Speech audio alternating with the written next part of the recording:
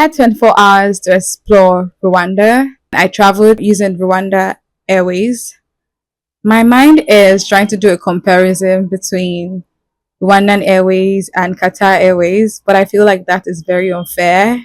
When you look at both countries, the economy is just very unfair. And even as a Nigerian, knowing that Nigeria doesn't even have an airways, I'm like, yeah, I shouldn't even be, I should not even be judging. For the food on the flight, I struggled with that. And I think majorly because of my taste bud, not because the food itself was bad, because I saw other people eating it, but I just couldn't eat it. I attempted to, but my taste bud wasn't having it. It was just no. So for most part of that of the trip, I didn't eat anything. And then when I arrived Kigali at about 5 p.m. or 4 p.m. I believe. Immigration was pretty simple, pretty seamless. It is visa free for Nigerians. Thank you again to the president for that. So I got into my hotel. Once I was refreshed, I got out to see the city, sightseeing, just taking in the city, the view, and feeling the warmth of Rwanda, or Kigali to be precise. I should say that there is something very serene about Kigali. Just being in that atmosphere, I could understand why people say they travel to Rwanda or Kigali to just rest, because the city just feels very relaxing. It is calm. It is also very beautiful. There's something very, I think English calls it historic. I hope that's the word. But yeah, the pictures, the landscape, beautiful, the hills. Rwanda is also known as the land of 1,000 hills, and you could see that even in the this hill and valley going up and down. It was very, it was just very, it was very beautiful and very calm and very soothing. Yes, that's the word, right? And I really loved that. So I spent the first night there, or the first evening there, just taking all of that in, viewing the environment. I also got to visit the Kigali Convention Center, and apparently that place is actually for like events, but now it has become a place that most people who visit Kigali go to just to take pictures. So it's really beautiful. If you want to take a picture, if you want to say, oh, I was in Kigali, that's one place that you should definitely go to.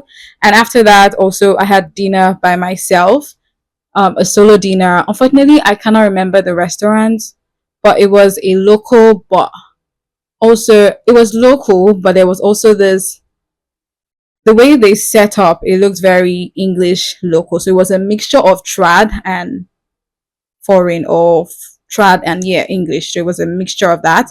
And I had Kigalian food, or Rwandan food. This is fish in cassava leaves. We call pondu capitaine, and traditional food, and ginger rice.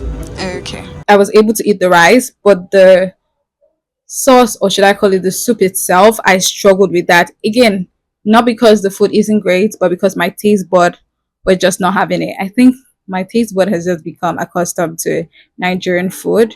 I need to work on that, because please, I'm an international babe. Please, we can't be having all this local. We can't be having, oh, my taste bud wouldn't have it. No, no, no. We need to open the taste bud. So, anyways, I did have dinner, and it was a good one. After that, I went back home, or to my hotel, which was another really good place. It was safe, it was secure. At first, because I was staying on my own solo, I was a little bit scared, but having spoken to a couple of people who had stayed there, and also the tour guide, they assured me it was safe, and it was indeed safe. I mean, I'm here right now talking to you, so it was really good. I liked it as well. The next day was a full day, so I had more activities planned for this day. I got up at about 9 a.m., did my quick little dance because I was just excited to be out of Nigeria and on holiday. I had complimentary breakfast from the room. I did have a few bites of it, but it just wasn't going down. I think something about the spice in Kigali was just not great with my taste, but I wonder if any other Nigerian has struggled the same way, or it was just me. Anyways, I got dressed in my cute little outfit because I had a lot of activities and they were things that were going to have me jumping and like activities that needed movement. I decided to be very comfortable, wore a short skirt, and just had my bag as a cross bag and a t-shirt. So pretty easy, pretty simple. And I got about my day. The first thing I got to do was ride a quad bike. At first, I was very scared. Like, oh my God, can I really do this? I was panicking for a few minutes, but guess what?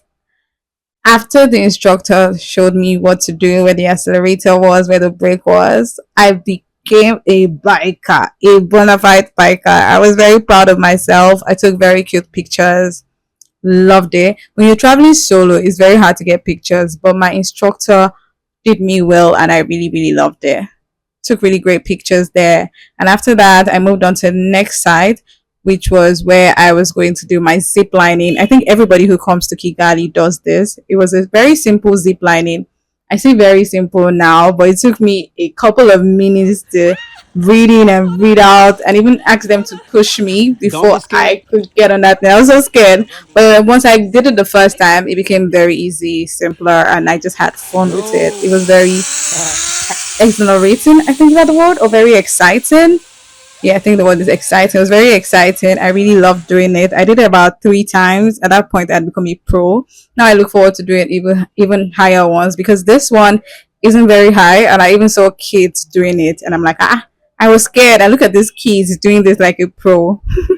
But yeah, it was really good. I enjoyed it, and thankfully, at this spot there was a cute little restaurant on top where I was able to get food, and I got chicken and chips, which is something thankfully, yeah, I could have a bite and really eat decent food. It was the first and only decent thing I really ate in Kigali. I really enjoyed it. The meat was tasty. The chips were also tasty and dry. I really loved it. And then I also had this Fanta pineapple that I haven't seen in Lagos in a very long time. It was really good. I really enjoyed this. And then they had water in a bottle. Like that too. Once I was done with that, the next thing was archery. I became arrow for a few minutes. This was another thing I had to learn because I'd never done it before. And again, once the instructor showed me what to do, how to position my hands, I became an expert. And I did it flawlessly and very beautifully, if I do say so myself. Anyways, once I was done with that, I spent more time going to the market. I went to the market to try to get a few items for people at home and just get souvenirs. I should say that while I was in the market, I realized something. Or I noticed something. People in Kigali are very respectful. I don't know if it was just because I was a foreigner and they were trying to get my money, but when they would come to meet me, you know how in Nigeria, when you go to a market, like imagine going to a cool market and people are just dragging you, come, madam, come, just dragging you. They don't care, just touching you anyhow. But the guys in Rwanda they were very polite. They will legit say, "Good afternoon, auntie. My name is this. Please come to my store after you are done here." And because they were talking like that, I saw myself going from one store to another store. I almost went around the whole market because I just couldn't say no to them because of how respectful and how caring they were. And I'm like, please, you all need to come and give Nigerian market women and men tutorials because it was a delight. I really love that. And I hope that it's not just something they do to, foreigners, but everybody around. And I did get a few things. I mean, they were too polite for me not to. Once I was done with that, I went home and I slept because the next time I had a flight to catch. So that was it. And that was how I spent my 24 hours in Kigali. Let me know what you think, what you would do if you go, and if you've ever been. Let me know all the gist in the comments. See you in my next video. Bye.